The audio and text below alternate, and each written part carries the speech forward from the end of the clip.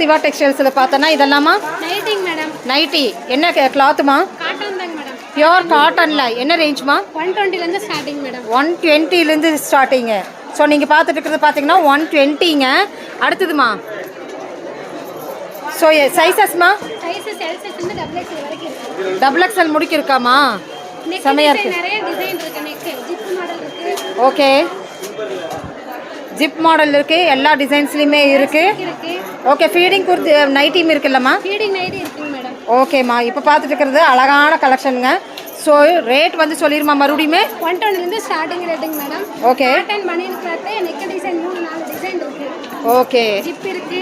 பனியன் மெட்டீரியல் எவ்வளோம்மா வருது? 150.